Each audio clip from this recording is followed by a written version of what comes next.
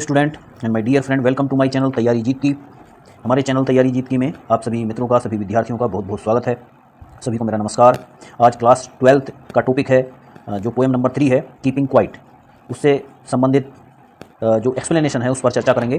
उस जो स्टैंजा है उसके अर्थ के बारे में जानेंगे और इस पर बनने वाले जो क्वेश्चन है, प्रश्न हैं, इनके बारे में चर्चा करेंगे। तो पोएम है कीपिंग क्वाइट, जो तीसरी पोएम है और क्लास 12 से संबंधित है और जो पाब्लो नेरूडा के द्वारा कंपोज की गई है। तो इसका स्टैंजा नंबर 2 स्टार्ट करते हैं। हिंदी एक्सप्लेनेशन देखेंगे, उसके बाद इस पर बनने वाले प्रश्न देखते हैं। तो स्टार्ट करते हैं।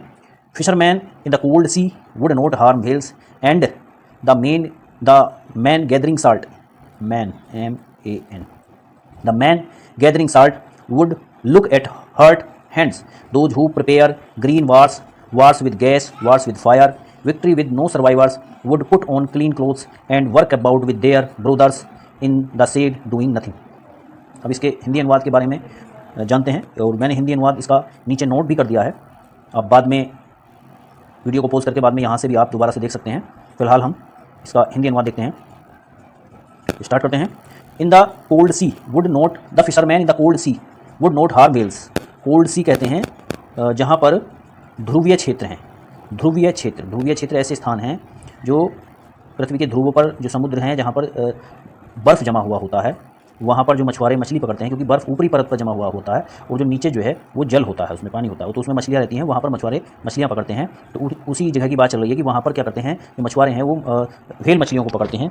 तो कवि कहता है कि जो मछुआरे हैं वो अगर कुछ क्षण के लिए कार्य करना बंद कर देंगे तो वो व्हेल मछलियों को भी जो हानि पहुंचाना बंद कर देंगे। And the man gathering salt, और वो लोग जो नमक इकट्ठा करते हैं, कहाँ पर, समुद्र के तटों पर जो लोग नमक इकट्ठा करते हैं। गैदरिंग साल्ट मीन्स नमक इकट्ठा करना, नमक इकट्ठा करना। जो लोग नमक इकट्ठा करते हैं, कहाँ पर इकट्ठा करते हैं, वो लोग समुद्र के तटों पर इकट्ठा करते हैं, क्योंकि समुद्र के किनारे ही नमक बनाया जाता है। Would look at hurt hands, उन लोगों को भी अपने जो हाथ हैं वो देखने चाहिए, एक क्षण के लिए रुकना चाहिए और घायल जो हाथ हो गए हैं, उनके जो घायल हाथ हैं, हर्ट हैंड हैं, घायल हाथ हैं, उन घायल हाथों को देखना चाहिए, जिससे उनको भी थोड़ा सा आराम मिलेगा।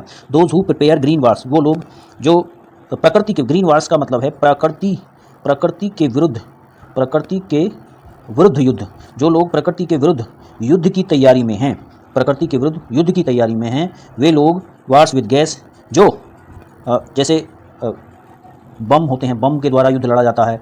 वार्स विद फायर, आग्नेयास्त्रों के साथ युद्ध लड़ा जाता है। तो उन अस्त्रों की बात चल रही है, जैसे रासायनिक बमों के साथ लड़ा जाता है तो वार्स विद गैस हो जाता है। वार्स विद फायर का मतलब है कि आग्नेयास्त्रों के साथ लड़ा जाता है। विक्ट्री विद नो सर्वाइवर्स, जब युद्ध होता है तो चाहे वो रासायनिक बमों के साथ हो रहा हो, चाहे जो युद्ध है वो आग्नेयास्त्रों के साथ हो रहा हो, किन्हीं भी हथियारों के साथ युद्ध हो रहा हो, उसमें कोई भी जीवित नहीं बचता है, यानी युद्ध में कोई भी जीवन शेष नहीं रह जाता है, सब कुछ समाप्त हो जाता है।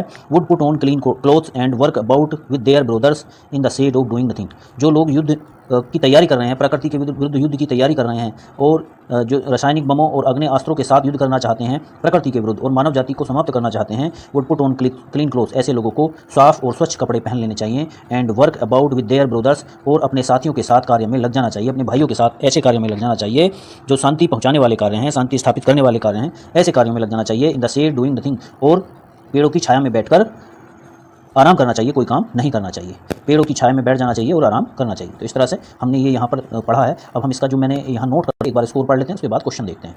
तो देखते हैं। कभी चाहता है कि मछुआरे ध्रुवीय ठंडे सागरों में व्हेल मछली ना मारें। जो आदमी नमक इकट्ठा कर रहा है वह भी अपने घायल हाथों का ध्यान रखे।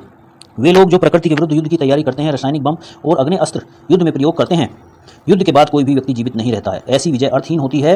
ऐसे लोगों को अपने स्वच्छ वस्त्र पहनकर अपने भाइयों के साथ घूमने निकल पड़ना चाहिए और पेड़ों की छाया में शांतिपूर्वक बैठकर आराम करना चाहिए। तो इस तरह से आप दोबारा भी इस अर्थ को देख सकते हैं। नेक्स्ट क्वेश्चन नंबर 1 जो इस पर बनने वाले क्वेश्चन है। तो स्टार्ट करते हैं question number 1। What does fisherman would not harm whales signify, मछुआरे व्हेलों को नहीं मारेंगे किस बात का सूचक है, ये क्वेश्चन है। और क्वेश्चन का हिंदी का अर्थ भी मैंने यहाँ इसके नीचे नोट कर दिया है, तो आप यहाँ से हिंदी का अर्थ भी देख सकते हैं। क्वेश्चन का भी अर्थ नोट किया है मैंने, आंसर का जो अर्थ है हिंदी में अनुवाद वो भी मैंने उसका नोट किया है। तो आंसर में क्या आया, fisherman not harming whales signifies that people will not destroy wild animals and nature, मछुआरे व्हेलों को नहीं मारेंगे ये इस बात का सूचक है कि लोग वन्य जीवों और वन्य जंतुओं और प्रकृति को नष्ट नहीं करेंगे। लोगों का वन्य जंतुओं और प्रकृति की ओर थोड़ा सा लगाव हो जाएगा और वे उनका संरक्षण करने लगेंगे। Question number 2, how does the poet suggest that idea of war and the winners in a war be made null and void, कवि किस प्रकार ये सुझाव देता है कि युद्ध और युद्ध में विजय हुए जो व्यक्ति हैं उनके विचार अमान्य हो जाएंगे। कैसे? आंसर आया the war with chemical bombs, रासायनिक बमों के साथ युद्ध and firearms will kill all the humans, और अग्नेयास्त्रों के साथ युद्ध संपूर्ण मानव जाति को नाश कर देगा। This victory with no survivors has no meaning, ऐसी विजय का कोई भी अर्थ नहीं रह जाता है, या ऐसी जो विजय है, ऐसी जो जीत है वो अर्थहीन बन जाती है। इसका मैंने यहाँ अर्थ भी लिख दिया है। रासायनिक बमों व अग्नि अस्त्रों से संपन्न युद्ध मानव समुदाय को समाप्त कर देगा, और इस प्रकार जहाँ कोई नहीं बचेगा तो ऐसी विजय का कोई भी अर्थ नहीं रह जाता। मतलब जब यहाँ पर कोई शासन करने किस पे शासन किया जाएगा, अगर कोई जीत भी जाता है तो किस पे शासन किया जाएगा, मानव जाति जब बचेगी ही नहीं तो शासन किस पे किया जाएगा, इसलिए ऐसी विजय का क्या अर्थ रह जाता है। क्वेश्चन नंबर 3 है, how can brotherhood and friendliness B restored in the world, संसार में भाईचारा और मित्रता किस प्रकार पुनः स्थापित किया जा सकता है। तो आंसर देखेंगे, if the lovers of wars put on clean clothes and walk leisurely under the trees, brotherhood and friendliness can be restored in the world. क्या यदि युद्ध प्रेमी लोग साफ कपड़े पहन लेंगे, पेड़ों के नीचे आराम से चहलकदमी करने लगेंगे, और उस समय भाईचारा और मित्रता को पुनः जीवित किया जा सकता है। वॉक लिजरली आराम पूर्वक चहलकदमी करते हुए, ब्रदरहुड भाईचारा, और फ्रेंडलीनेस मित्रता, और बी रिस्टोर्ड बना के रखना इन द वर्ल्ड संसार में। तो युद्ध प्रेमी लोग अगर साफ स्वच्छ कपड़े पहन लेंगे और पेड़ों के नीचे आराम पूर्वक चहलकदमी करेंगे तो भाईचारे और मित्रता को बना के रखा जा सकता है, या उसको पुनर्जीवित किया जा सकता है, या उसको सुरक्षित रखा जा सकता है। नेक्स्ट देखते हैं स्टैंजा नंबर 3। स्टैंजा नंबर 3 है, what I want should not be confused with total inactivity, life is what it is about, I want no truck with death. इसका हिंदी अनुवाद देखते हैं, उसके बाद जो है हम इस पर बनने वाले क्वेश्चंस देखते हैं।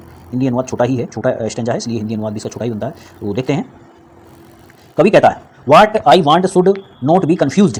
कवि कहता है कि विद टोटल इनएक्टिविटी, कि मेरा जो तात्पर्य है वो इस बात से यह ना लगाया जाए कि मैं जब 12 तक की गिनने के लिए, 12 तक की काउंटिंग के लिए, कवि कहता है कि उस समय जो है हमें क्या करना है, कोई कार्य नहीं करना है, उस समय के लिए हमें इनएक्टिव हो जाना है। तो इतने समय के लिए जब कवि इनएक्टिव होने के लिए कह रहा है तो कवि कहता है कि उस 12 तक गिनने के लिए इनएक्टिव होने से, कार्यविहीन होने से मेरा तात्पर्य यह नहीं है कि हम निठल्ले हो जाएं, इससे तात्पर्य निठल्लेपन से नहीं है। वो क्या कहता है कवि? कवि कहता है life is what is about. कवि कहता है जीवन का जो अर्थ है वो मतलब सक्रियता से ही है, हमें जीवन में कुछ ना कुछ करते रहना चाहिए, निठल्ले होकर नहीं बैठना चाहिए। I want no truck with death, क्योंकि निठल्लापन जो है मृत्यु की ओर जाने का संकेत देता है। यदि हम निठल्लेपन के साथ अपना जीवन जीते हैं तो हमें मृत्यु की ओर जाने का संकेत। कवि कहता है कि मैं मृत्यु से संबद्ध नहीं होना चाहता हूँ। I want no truck with death, कि मैं मृत्यु से संबद्ध नहीं होना चाहता हूँ, इसलिए हमें एक्टिव रहना चाहिए। क्वेश्चन नंबर 1 देखते हैं जो इस पर बनने वाले क्वेश्चन हैं।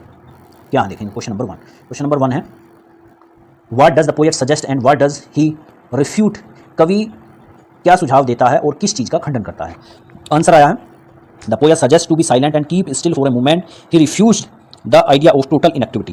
कवि सुझाव देता है, the poet suggest to be silent, कवि सुझाव देता है शांत रहने का, and keep still for a moment, कुछ क्षण के लिए शांत रहें, यह सुझाव देता है। He refuse the idea of total inactivity, और वह कहता है कि वह खंडन करता है कि हम पूर्ण निष्क्रिय हो जाएं, इस बात का खंडन करता है। कवि पूर्ण निष्क्रियता का खंडन करता है, वो कहता है कि हमें पूर्ण निष्क्रिय नहीं होना है, पूर्ण निष्क्रिय नहीं होना है, इसलिए कवि निष्क्रिय होने के लिए मना करता है। Question number 2। क्वेश्चन नंबर 2 क्या है? व्हाट इज लाइफ, जीवन क्या है?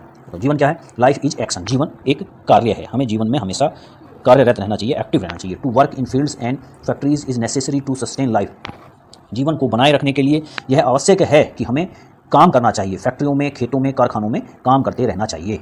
Work in fields and factories is necessary to sustain life, जीवन को बनाए रखने के लिए हमें आवश्यक है कि हम जो है कार्य काम से जुड़े रहें, खेतों में काम से जुड़े रहें, कारखानों में काम से जुड़े रहें। Question number 3। क्वेश्चन नंबर 3 क्या है? What does the poet mean by the no truck with death. ये कवि का तात्पर्य no truck with, to have no truck with death से क्या तात्पर्य है? ये जो वाक्यांश है इससे क्या तात्पर्य है? तो इससे क्या तात्पर्य है? By the expression to have no truck with death, ये जो वाक्यांश है कि नो ट्रक विद डेथ, इससे कवि का जो तात्पर्य है वो ये है, क्या है? Means that the poet refuse to associate with death, क्योंकि कवि चाहता है, रिफ्यूज माने अस्वीकार करना, अस्वीकार, कवि अस्वीकार करना चाहता है किस चीज़ को? कि मृत्यु को अस्वीकार करना चाहता है, वह मृत्यु से संबद्ध नहीं होना चाहता है, मृत्यु को अस्वीकार करना चाहता है कवि। तो I too have no truck with death का आशा है कि कवि मृत्यु के साथ संबंधित होने को मना करता है। तो ये इस तरह से ये स्टैंजा कंप्लीट हो जाते हैं। और चैनल को देखते रहिए, तैयारी जीत की, चैनल को सब्सक्राइब कर लीजिए। थैंक यू, धन्यवाद।